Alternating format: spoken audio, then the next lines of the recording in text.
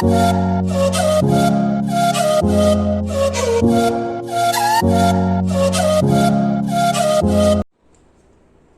હિન્દ વિદ્યાર્થી મિત્રો, શુભ પ્રભાત।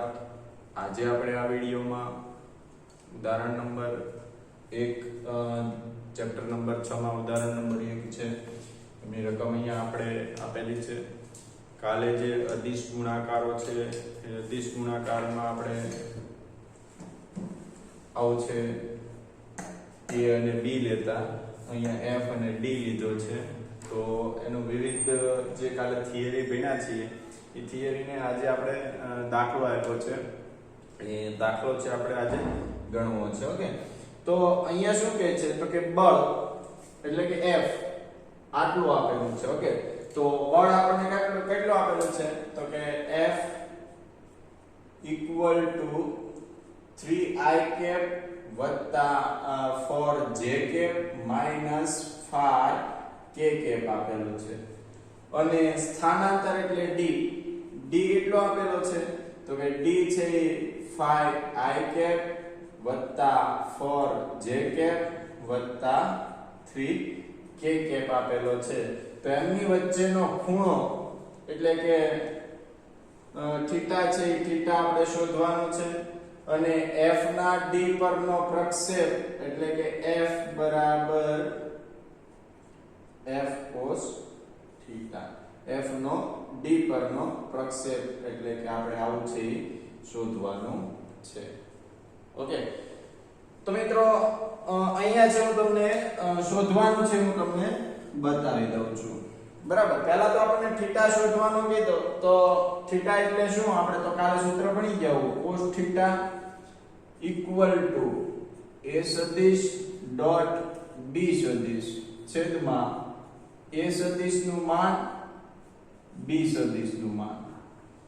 થીટા શોધવા માટે કાલે મિત્રો આપણે આવું સૂત્ર છે એ ભણી ગયા અને f a no d b પરનો પ્રક્ષેપ એટલે આપણે અહીંયા f નો d પરનો પ્રક્ષેપ છે એટલે f equal to f cos theta.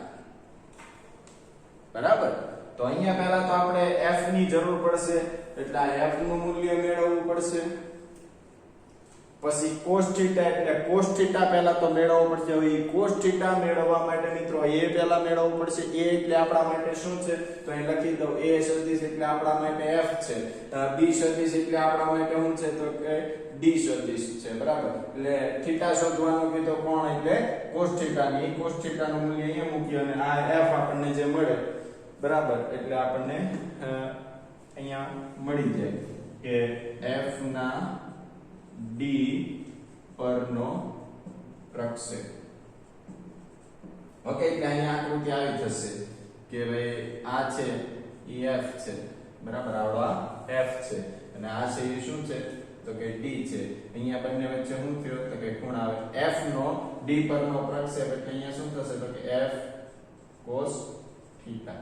બરાબર, આમ વાત કરીએ આ f છે આ d છે, બંને વચ્ચેનો કોણ છે f નો d પરનો પ્રક્ષેપ એટલે f cos થીટા। એટલે f cos થીટા માં આપણને f પહેલા મેળવવો પડશે, પછી cos થીટા થી cos થીટા મેળવવો પડશે, cos થીટા મેળવવા માટે a ડોટ b એટલે કે f ડોટ d મેળવવો પડશે, પછી a માન મેળવવું પડશે, b માન મેળવવું પડશે। બરાબર, a સદિશ નું માન મેળવવું પડશે અને b સદિશ નું માન એટલે a એટલે f સદિશ નું માન મેળવવું પડશે અને d સદિશ નું માન મેળવવું પડશે। તો અહીંયા જોઈએ આપણે મેળવીએ કે પહેલા શું મેળવવું છે તો કે પહેલા આપણે છે a ડોટ b મેળવવું છે એટલે a ડોટ b બરાબર શું થશે તો કે f સદિશ ડોટ d સદિશ। પહેલા મારે આ મેળવવું છે, d મેળવવું એમાં હું આ મેળવું છું તો a b ની જગ્યાએ હું શું લીધું f d લીધું રકમમાં। બરાબર, એટલે 3i cap વત્તા 4j cap minus 5k cap dot 5i cap વત્તા 4j cap વત્તા 3k cap। હવે તમને ખબર છે આનું આ આખા સાથે ગુણાકાર, પછી આનું આ આખા સાથે ગુણાકાર અને આનું આ આખા સાથે ગુણાકાર, એમાંથી i કેપ હશે, i cap dot i cap હશે તો 1 મૂલ્ય મળશે અને i cap dot j cap હશે તો 0 મળશે, i cap dot k cap હશે એટલે 0 મળશે. તેનો કોઈ અર્થ નથી કે હું ડાયરેક્ટ i કેપ વાળા લખી નાખું. તો 3 અને 5 એટલે કે 15, i cap dot i cap એટલે 1 થઈ જશે એટલે અહીંયા કેટલા થયા 15.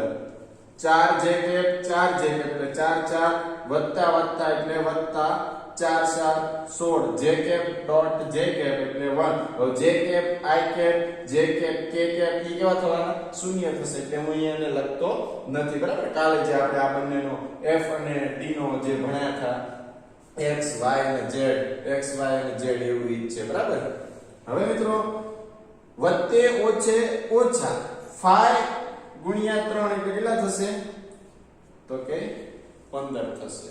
તો મિત્રો અહીંયા છે આપણને +15 અને -15 જાય તો કેટલા વધ્યા તો કે 16 વધ્યા છે. તો f ડોટ d એટલે કે f અને a ડોટ b એટલે કે f ડોટ d લેશું એના બરાબર. તો એ આપણને કેટલું મળ્યું 16 મળ્યું. હવે મારે a અને b મેળવવાનું છે. બરાબર, એટલે અહીંયા cos θ. ઓકે, હવે મિત્રો મારે અહીંયા છે શું મેળવવું છે તો કે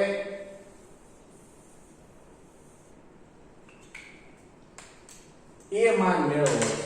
હવે a માન મેળવવું એટલે અહીંયા આપણા માટે f થયું. બરાબર, તો f બરાબર રૂટમાં શું થશે તો કે f x i કેપ વત્તા f b x b cap j cap x i z k cap. બરાબર, એટલે કે f છે એના બધાનું શું થશે તો કે 3 નો વર્ગ વત્તા 4 નો વર્ગ ઓછા 5 નો વર્ગ.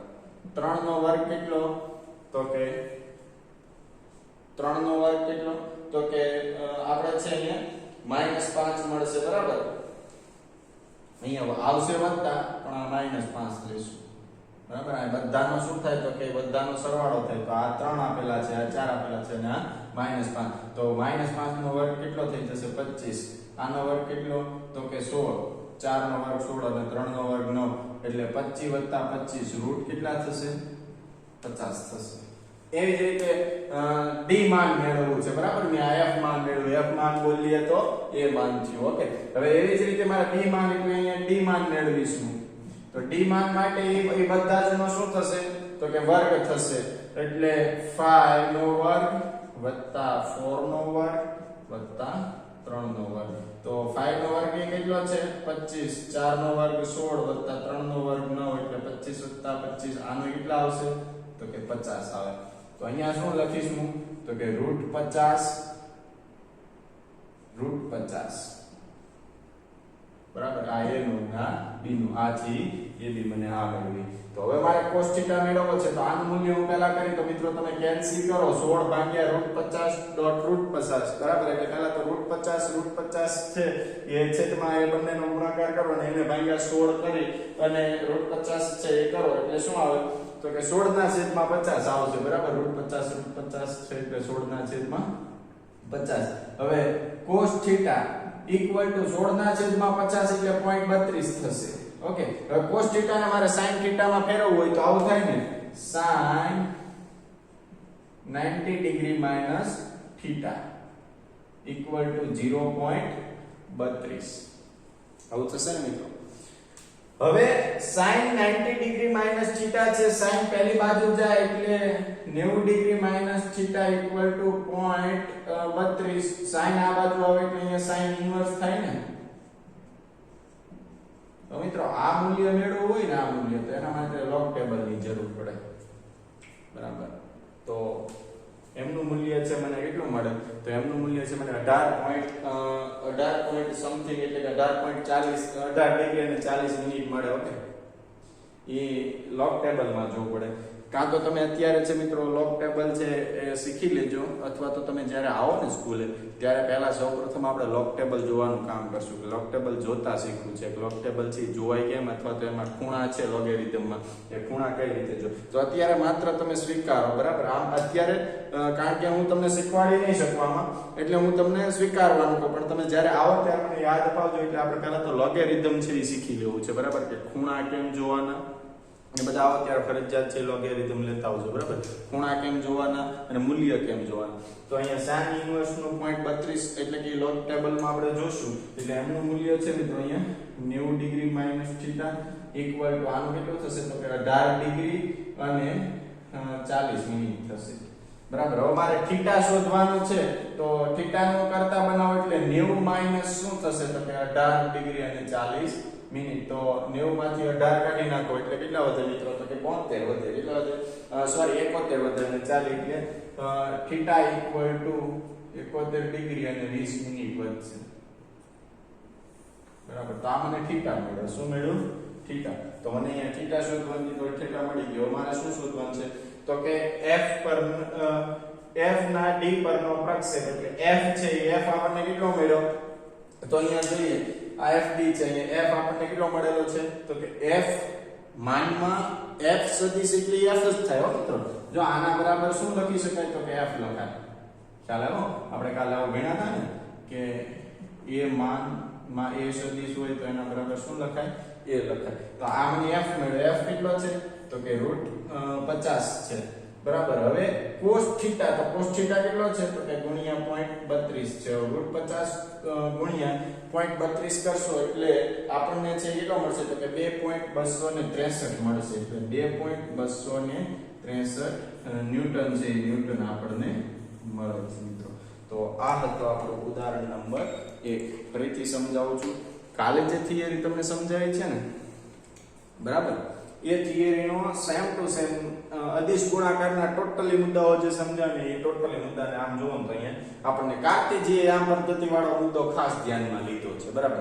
જો હવે f અને d, f બળ માટે d તો કે સ્થાનાંતર માટે એટલે એના બરાબર a અને b ધારીએ તો આપણે આવું ભણી ગયા a ડોટ b એટલે a ડોટ b કરીએ એટલે એનું સૂત્ર શું છે તો કે a ડોટ b બરાબર આમ થશે, બરાબર. એના આખાનો ગુણાકાર કરીએ એટલે કે i કેપ વાળામાં 1 આવે બાકી તો બધે 0 થાય. એમ j કેપ વાળામાં 1 આવે બાકી 0, એમ k કેપ વાળામાં 1 આવે એટલે m નું મૂલ્ય વધે બાકીના બધાનું 0 0 થાય, બરાબર. એટલે કે આમાં આ 3 નું આખા સાથે ગુણીએ, આ 4 નું આખા સાથે ગુણીએ અને 5 નું આખા સાથે ગુણીએ એટલે આવું મૂલ્ય એટલે એનું 16 મળ્યું, બરાબર. તો એ મને લીધું. હવે થીટા વાર શોધવાનું કીધું cos થીટા બરાબર a ડોટ b એટલે a માન d સદિશ માનમાં, બરાબર. તો આ મારે આવી રીતે મેં મેળવ્યું છે, બરાબર. તો આમાંથી બધા જ મેં શું કર્યો તો કે વર્ગ કર્યો અને રૂટ લીધો, બરાબર. થિયરી પ્રમાણે આવ્યું તો એનું મૂલ્ય મેં અહીંયા મૂક્યું. હવે એ બંનેનું મૂલ્ય ત્યાં મેળવ્યું એ સૂત્ર મૂક્યું એટલે cos થીટા મેળવ્યું. હવે મારે થીટા મેળવવો એટલે cos ને મેં sin માં ફેરવ્યું એટલે 90 માઈનસ થીટા થયું, બરાબર. એ sin ઇન્વર્સ નું મેં 32 માં જોયું તો મને આટલું મળ્યું, બરાબર. હવે મારે થીટાને કરતા બનાવવાનો હતો એટલે 90 આ બાજુ પ્લસ હતો, આ બાજુ આને આ પ્લસ હતો, આ બાજુ લાવે એટલે માઈનસ થયું, બરાબર. એટલે 71.20 મિનિટ 71 ડિગ્રી અને 20 મિનિટ, બરાબર. આ આપણે ખૂણો શીખશું. અને તો મિત્રો અહીંયા સુધી છે એ આપણું ઉદાહરણ નંબર 1 હતું. હવે જે આપણે શું જોવું છે તો કે હવે આગળનો ટોપિક છે આપણે ટોપિકની વાત કરવાની છે. તો આગળનો ટોપિક નેક્સ્ટ શું છે કાર્ય ગતિ ઊર્જા અને કાર્ય ઊર્જા પ્રમેય છે એમની આપણે વાત કરવી છે. ઓકે, તો જોઈએ અહીંયા શું કહે છે.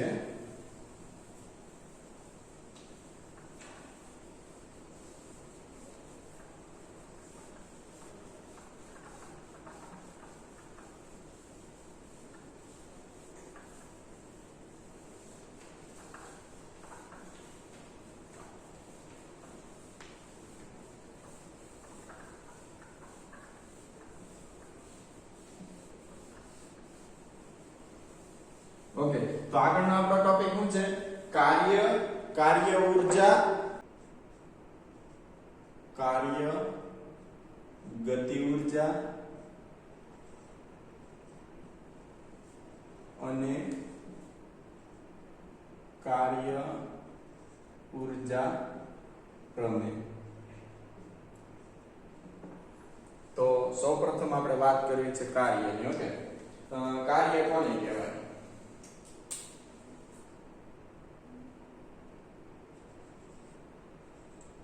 કાર્ય સંપૂર્ણ ડિટેલ ભણવાની છે પણ આજે આ ત્રણેયનો સામાન્ય છે પરિચય લઈએ છીએ. ઓકે, તો કે બળ અને બળ લાગતું હોય ત્યારે તેનું થતું સ્થાનાંતર એના ગુણાકારને મિત્રો કાર્ય કહે છે. ઓકે, તો અહીં લખું બળ અને બળ લાગતું હોય ત્યારે થતા સ્થાનાંતરના ગુણાકારને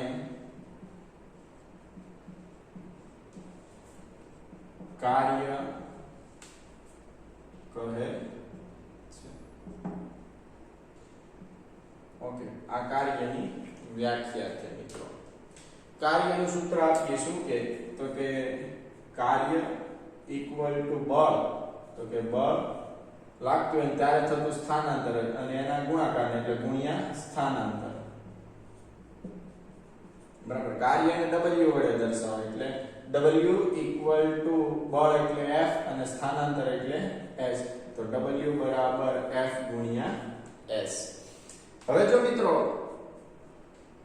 બળ અને સ્થાનાંતરની દિશા એક જ હોય, બળ અને સ્થાનાંતરની દિશા એક જ હોય તો મળતું કાર્ય ધન મળે.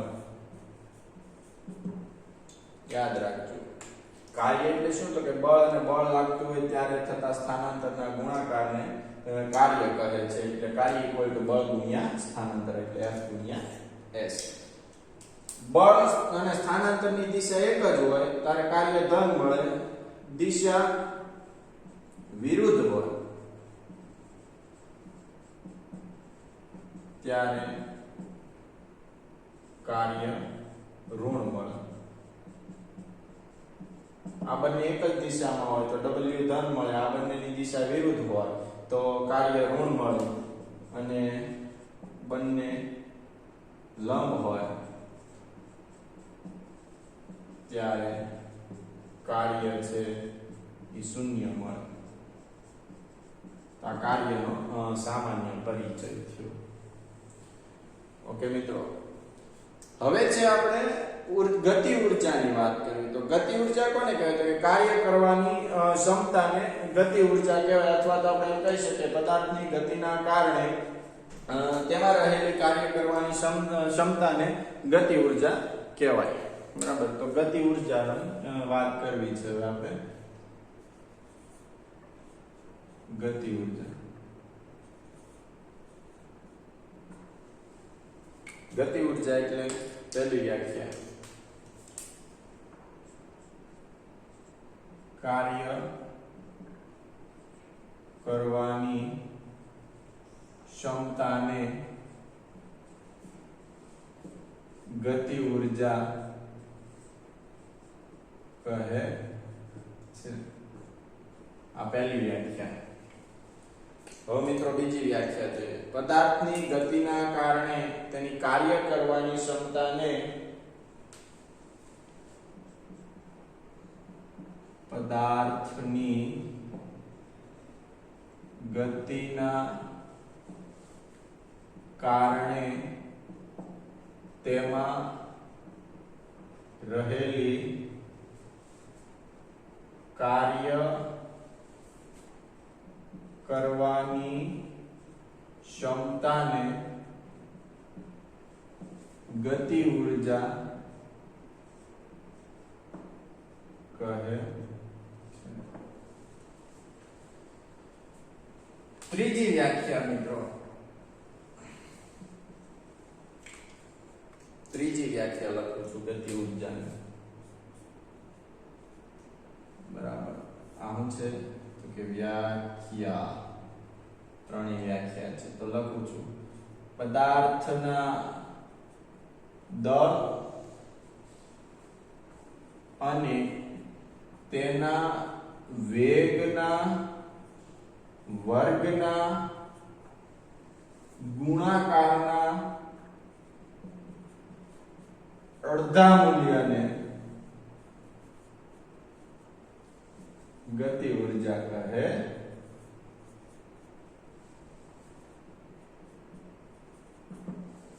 ગતિ ઉર્જા એટલે મિત્રો એને કે સંજ્ઞા વડે દર્શાવાય એટલે કાઇનેટિક એનર્જી, બરાબર. કાઇનેટિક એનર્જી એટલે ગતિ ઉર્જા. તો એમનો સંજ્ઞા છે ગતિ ઉર્જાનું કે. પદાર્થનું દળ એટલે m, વેગ એટલે v, એનો વર્ગ એટલે પદાર્થનું દળ અને વેગના વર્ગના ગુણાકારના અડધા મૂલ્યને એટલે 1/2. તો એને શું કહેવાય? ગતિ ઉર્જા કહેવાય. તો અહીંયા ખાસ મિત્ર યાદ રાખજો કે કાર્યનું સૂત્ર W બરાબર Fs અથવા તો W બરાબર Fb. d એટલે 3 ડાયમેન્શનમાં, બરાબર, ત્રિપરિમાણમાં વાત થાય છે. ના સુરેખ ગતિની વાત થાય. એવી જ રીતે ગતિ ઉર્જાની વાત કરીએ એટલે કે કાઇનેટિક એનર્જી પદાર્થનું દળ અને એના વેગના વર્ગના ગુણાકારના અડધા મૂલ્યને ગતિ ઉર્જા કહે છે. હવે જેમ પદાર્થની ઝડપ વધારે તેની ગતિ ઉર્જા વધારે અને પદાર્થની ઝડપ ઓછી તેની ગતિ ઉર્જા છે એ ગતિ ઉર્જા મિત્રો કેવી? ઓછી. ઓકે મિત્રો, તો આ હતું કાર્ય અને આ હતી ગતિ ઉર્જા. અને હજી આપણે વાત કરવી છે કાર્ય ઉર્જા પ્રમેય. બહુ અગત્યનો પ્રમેય છે મિત્રો, નાનો એવો છે, સહેલો છે, કોઈ ચિંતા કરવાનો વિષય નથી. તો આ કાર્યની વ્યાખ્યા, એમનું સૂત્ર, આ કાર્યની ગતિ ઉર્જાની વ્યાખ્યા એમનું સૂત્ર.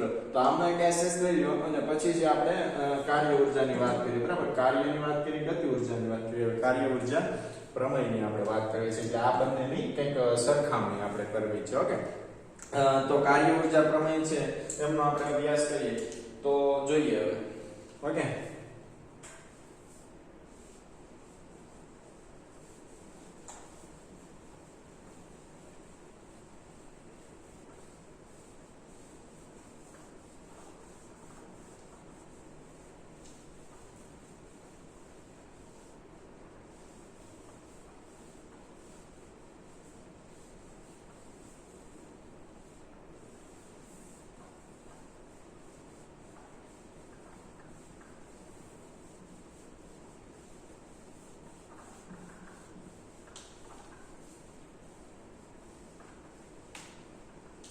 હવે વાત કરવી છે કાર્ય ઉર્જા પ્રમેય. શેની વાત કરવી છે? કાર્ય ઉર્જા પ્રમેય.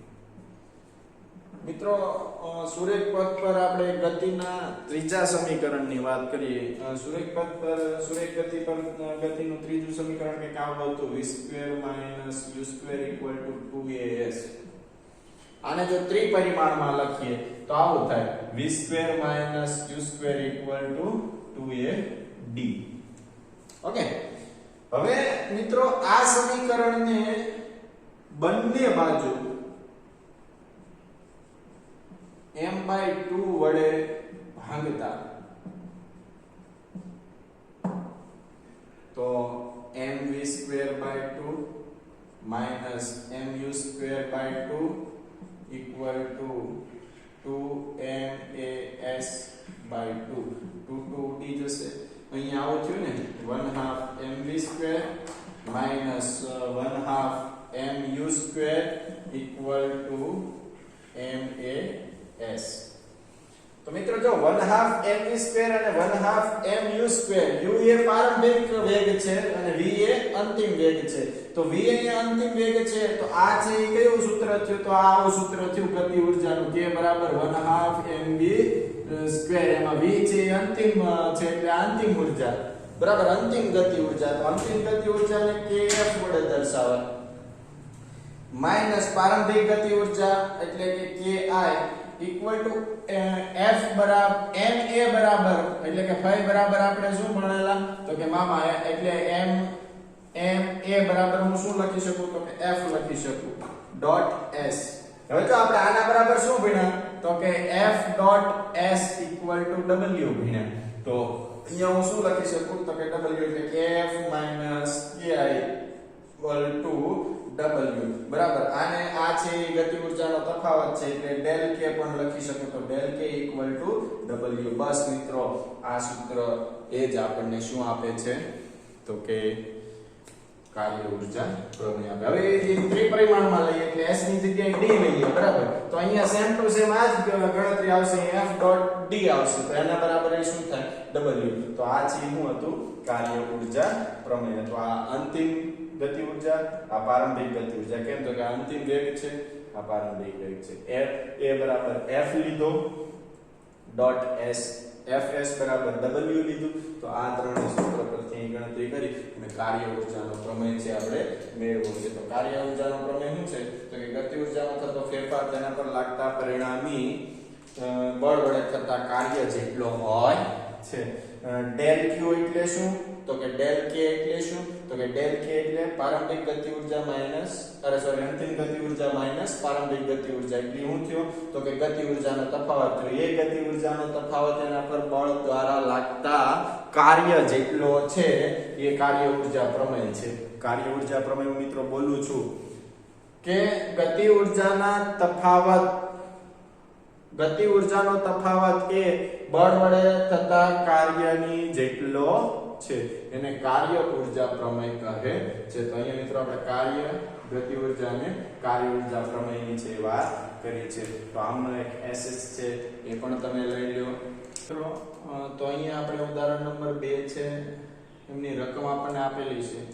શું કહે છે તો કે આપણે જાણીએ છીએ કે વરસાદનું ટીપું નીચે તરફ લાગતા ગુરુત્વાકર્ષણ બળ અને વિરુદ્ધ દિશામાં લાગતા અવરોધક બળની અસર હેઠળ છે પડે છે.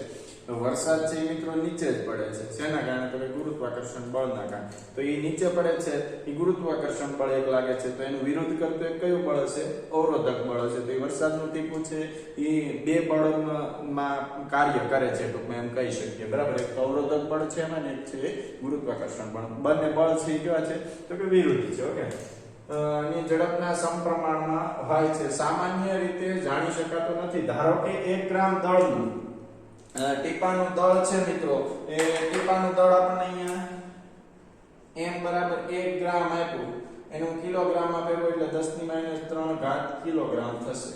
1 કિલોમીટર ઊંચાઈ એટલે h 1 કિલોમીટર છે એનું મીટરમાં ફેરવો એટલે 10 - 3 મીટર. ઓકે ઊંચાઈથી તે જમીન પર પડે છે અને 50 મીટર પ્રતિ સેકન્ડની ઝડપથી એટલે વેગ 50 મીટર પ્રતિ સેકન્ડ ના વેગથી પડે છે. તો ગુરુત્વાકર્ષણ બળ વડે કેટલું કાર્ય થશે? ગુરુત્વાકર્ષણ બળ એટલે Gw લખવાનું, કાર્ય એટલે W પણ ગુરુત્વાકર્ષણ બળ એટલે Wg શોધવાનું. અને અજ્ઞાત અવરોધ બળ વડે કેટલું કાર્ય થયું છે અજ્ઞાત અવરોધક બળ એટલે શું મિત્રો તો કે અવરોધક બળ એટલે Wr બરાબર. r એટલે અવરોધક અને એના વડે થતું કાર્ય એટલે W. તો પહેલા મારે છે Wg મેળવવાનું છે. ઓકે તો હું અહીંયા છે શું મેળવું છું તો કે અહીંયા હું Wg છે એ Wg મેળવું તો ગુરુત્વાકર્ષણ એટલે a મેળવું છું બરાબર. a મને a શોધવાનો કીધો અને b મને આ શોધો. તો એ મને શું કહે છે કે ગુરુત્વાકર્ષણ બળ વડે કેટલું કાર્ય કરવું પડે એટલે g વડે થતું કાર્ય એટલે Wg = mgh બરાબર. ગુરુત્વાકર્ષણ mgh બરાબર થતું કાર્ય એટલે W બરાબર શું થાય મિત્રો એટલે અહીંયા તમને થાય સાહેબ mg કેમ લખ્યું તો આપણે W બરાબર શું ભણેલા છીએ fs બરાબર. h ની જગ્યાએ શું વાપરીએ છીએ ઊંચાઈ.